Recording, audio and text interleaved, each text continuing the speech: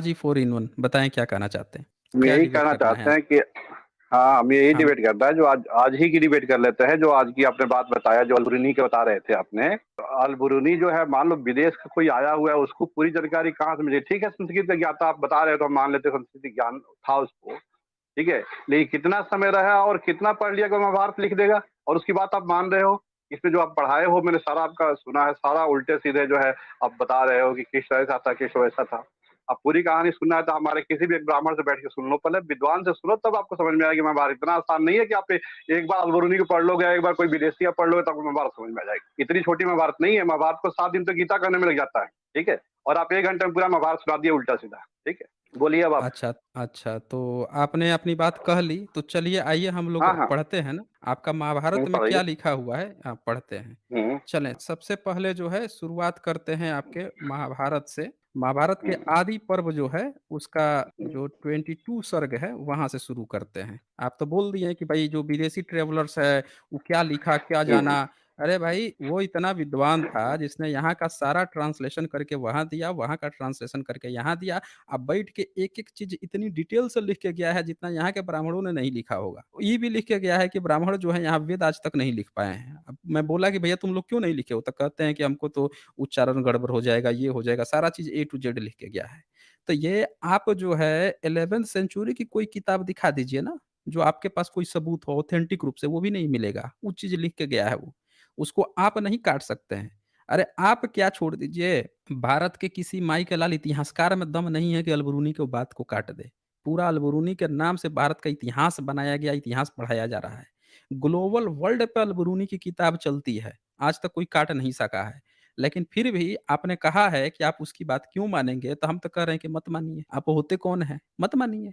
हम तो आपको महाभारत खोल के पढ़ाएँगे जी। हम तो आप ही के महाभारत खोल के पढ़ाएँगे। इतना विज्ञान, ज्ञान, विज्ञान महाभारत में भरा पड़ा हुआ है और अगर हम लोग नहीं महाभारत पढ़ते हैं, तो ये तो बड़ा गड़बड़ हो जाएगा। मैं आपको महाभारत खोल के पढ़ाता हूँ। एक-एक करके पूरा महाभारत आपको पढ़ाता हूँ। इतना ज्ञान विज्ञान हम लोग देखेंगे कि कितना ज्ञान विज्ञान है महाभारत में, जो लोगों को नहीं मिल पा रहा है। रुकिए, ये खोलते हैं आपका महाभारत। आदि पर्व है ये और गीता प्रेस गोरखपुर का मैंने उठाया है। यही सबसे ज़्यादा मिलता है, सब लोग यही रखते हैं। आज तक किसी माई के लाल में हिम्मत नहीं हुई कि इनको चुनौती दे सके, तो इसीलिए यही उठाया है। अब इसमें जो है आपका ज्ञान विज्ञान आएगा, बहुत ज़बरदस्त ज्ञान विज्ञान है। ये आपका पूरा किताब ही मैंने उठा के रख दिया है। ये देख लीजिए, ये 22 सर्ग है और क्या कह रहा है, इसको आप ही से पढ़वाते हैं, आगे बढ़ा देते हैं। यहाँ पे आपको आ जाते हैं मेन पॉइंट पे। 11 नंबर जो श्लोक है आपके महाभारत का, एक बार ज़रा पढ़ के पब्लिक को सुनाइए। जी, 4 इन 1। हाँ जी, 11 नंबर है ये। हाँ शेषनाग जी, पर्वत, 11। वन, सागर, ग्राम, बिहार और नागरों सहित यह समूची पृथ्वी प्रायः हिलती-डुलती रहती है। तुम्हें इसे भली-भाँति धारण करके इस प्रकार स्थित रहो, जिससे यह पूर्णतः अचल हो जाए। यही लिखा हुआ है ना? इसका क्या मतलब हुआ, एक बार थोड़ा समझा दीजिए पब्लिक को, क्या कहना चाह रहे हैं? देखिए, जी। इसका मतलब ये है कि जो लिखा हुआ ये अदृश्य ये दिखेगा नहीं आपको, ठीक है? आप इससे आगे ये जो दिख रहा है, ये सब चीज़ें छोटी-मोटी बात नहीं है समझना। ये यही कहा गया है, शेषनाग को कहा गया है कि हाँ जी, ये पूरी पृथ्वी को जो है ना आप स्थिर रखिए, जो हिले-डुले ना, ठीक है? तो आपके जो महाभारत है उसमें इतना ज़्यादा ज्ञान विज्ञान है कि ब्रह्मा जो है शेषनाग से कह रहा है कि भैया ये पृथ्वी जो है बड़ा हिलती-डुलती है और तुम जो है उसको भली-भाँति धारण कर लो। धारण करना मतलब समझ रहे हैं ना? किसी चीज़ को धारण कर लो ताकि ये पूर्णतः अचल हो जाए, यानी कि अब चले ना। मतलब आपका महाभारत बता रहा है कि ये चल रहा है, इधर-उधर कर रहा है, तो बड़ा हिल-डुल रहा है, तो तुम जो है इसको अब धारण कर लो, ऐसा जगह स्थिर कर दो। ये निंजा तकनीक आपके महाभारत में लिखी है। अब इस निंजा तकनीक को थोड़ा आगे बढ़ाते हैं। अगला श्लोक जो रहा 20 नंबर पढ़िए। आप जो कहेंगे वही नहीं पढ़ेंगे, वो हिलती-डुलती लिखा हुआ है। हिलने-डुलने के लिए बना गया है, घूमने से मना नहीं किया गया है, ठीक है जी? पहला बात तो मैं आपको बता अच्छा, दूँ। तो कहाँ उसमें घूमने की बात आई है कि वो घूमता है? घूमने की तो बात ही नहीं आई है उसमें। उसमें कहीं घूमने की बात नहीं है, हिलती-डुलती है। ब्रह्मा कह रहा है कि पृथ्वी हिल-डुल रही है, तो तुम उसको स्थिर कर लो, धारण कर लो ताकि स्थिर हो जाए। अब अगला श्लोक 20 नंबर है, ज़रा पढ़िए तो, ये क्या कह रहा है? हुँ। पढ़िए। प्रजापते आप वरदायक देवता, समस्त प्रजा के पालक, पृथ्वी के रक्षक, भूत प्राणियों के स्वामी और संपूर्ण जगत के अधिपति हैं।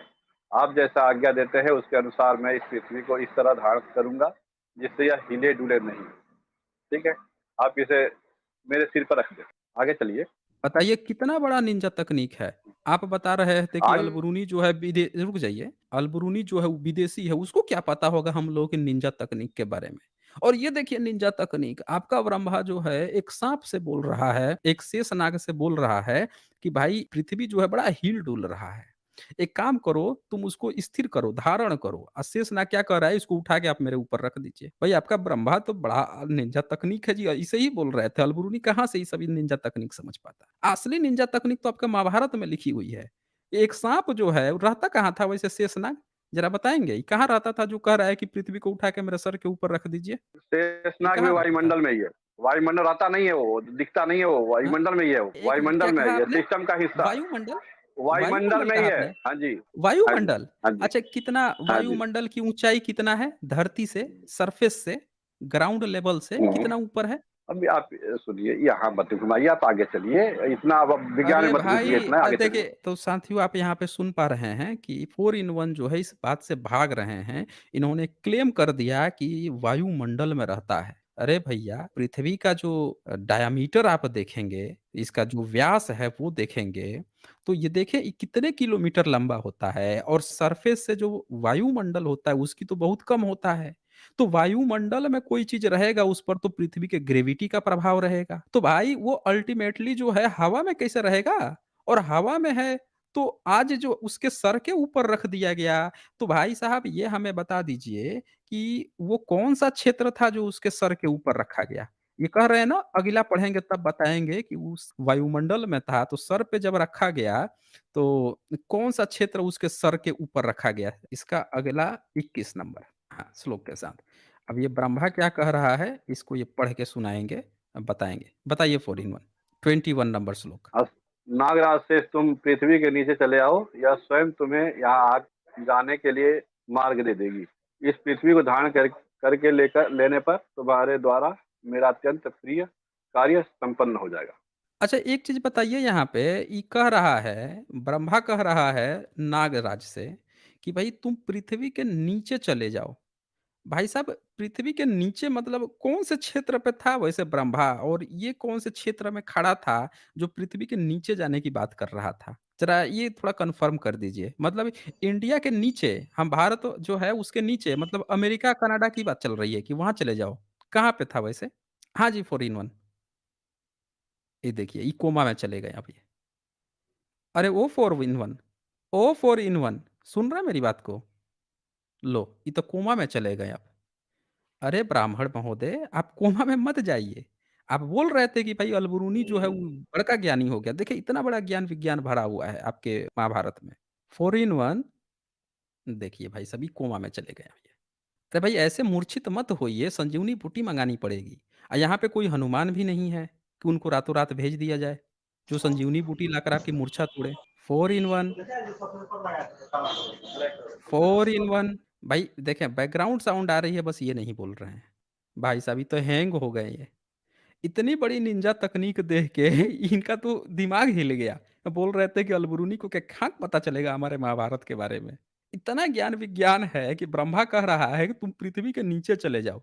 अब तो हम तो मान के चल रहे हैं कि सारे देवी-देवता जो हैं वो भारत में ही जन्म लिए थे। तो भारत में जब जन्म लिए होंगे तो हेलो, इसके ठीक नीचे तो आवाज़ नहीं आ रही हाँ, अब है? आए हैं अब आए हैं ये।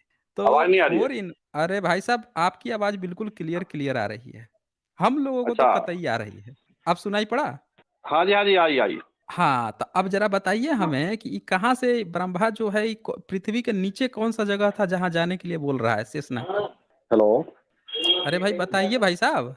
देख लीजिए बोलिए। साथियों इनको। साथियों आप सुन लीजिए इनको, देख लीजिए। जैसे ही बात आ गई, इनको बताने की ज़रूरत पड़ी तो अब इनका आवाज़ ही गायब हो गया।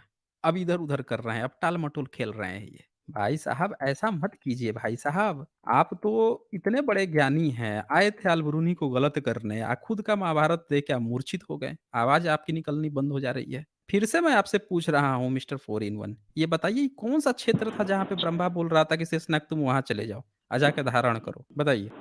देखिए, ये क्षेत्र जो है स्वर्ग का क्षेत्र है, जहाँ ब्रह्मा जी रहते हैं, ब्रह्मलोक का है, अगर स्वर्ग में नहीं कहेंगे, ब्रह्मलोक कहेंगे, ठीक है? ये सारे आदेश ब्रह्मलोक से होते हैं, ठीक है? पृथ्वी के नीचे वाला क्षेत्र कौन-सा है? ब्रह्मलोक होता है, हुँ, कौन-सा लोक होता है? आप पृथ्वी के नीचे जाने की बात कर रहे हैं, पृथ्वी के कौन से क्षेत्र पे हुँ, जाएगा? वो बताइए हुँ। ना? पृथ्वी के निचला क्षेत्र कौन-सा आता है? देख लीजिए उसमें मानचित्र में, वही उसी में बोले होंगे निचले वही होता है। मतलब समुद्र वाला कि हुँ, कोई देश वाला? समुद्र कौन से? समुद्र हाँ, नी समुद्र नीचे थोड़े है। हाँ, कहाँ समुद्र है? तो पृथ्वी पे है। पृथ्वी पर है ना? हाँ, पृथ्वी पृथ्वी के पे ही है। नीचे तो वही पूछ रहा हूँ पृथ्वी हुँ, के कौन से हुँ। नीचे भेजा था ब्रह्मा ने? और ब्रह्मा जो है किस क्षेत्र को ऊपर मान रहा था? अपने तरफ किस क्षेत्र को मान रहा था? वही तो पूछ रहा हूँ आपसे। वही तो मैं आपसे पूछ रहा हूँ, बताइए ज़रा किस क्षेत्र को ऊपर मान रहा था? फिर हम नीचे भी डिसाइड कर लेंगे ना कि उसका नीचे कौन-सा क्षेत्र होगा, बताइए? तो आप वहाँ अलबरूनी पे आइए ना, आप अब यहाँ पे आ गए आप डिबेट करने, अच्छा अलबरूनी पे आइए ना। देख लीजिए साथियों, अभी बोल रहे थे कि अलबरूनी इतना बड़ा विद्वान हो गया कि वो लिख देगा तो हम मान लेंगे, तो हमने इनका महाभारत खोल दिया।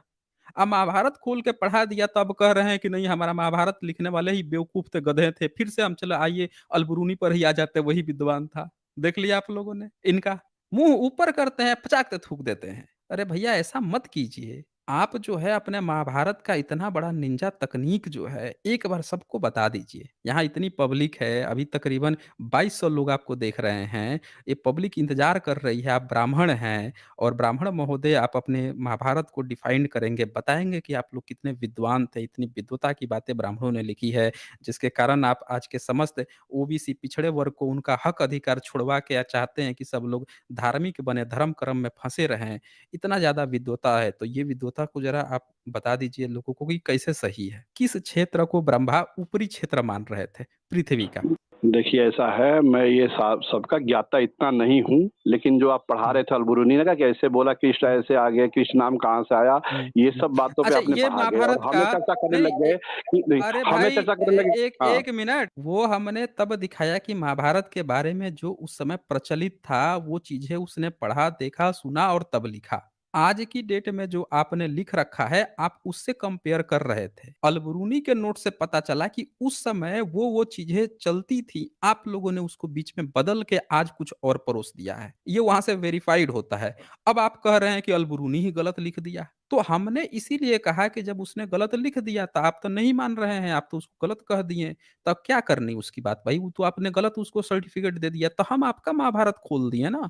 आइए आपका ही महाभारत खोल के हम देख लेते हैं कि आपके महाभारत में कितना सही लिखा है। तो यहाँ पे बात चल रही है और जिस तरह से आप 2-3 श्लोक पढ़ते गए और बोल रहे थे कि हाँ, पढ़ाइए, पढ़ाइए, पढ़ रहे थे, अब आप यहाँ पे यू टर्न मार रहे हैं।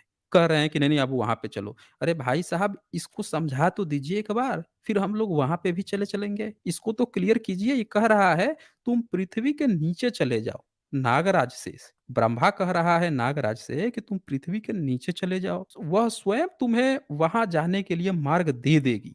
हाँ? ये तो और खतरनाक बात हो गया साथियों। पृथ्वी जो है मार्ग दे देगी। भाई पृथ्वी जो है इनको रोड देगी नीचे जाने का। इसका मतलब आप समझ रहे हैं? इसका मतलब ये ऐसा लग रहा है कि इन लोगों को पता ही नहीं था कि पृथ्वी के नीचे क्या था।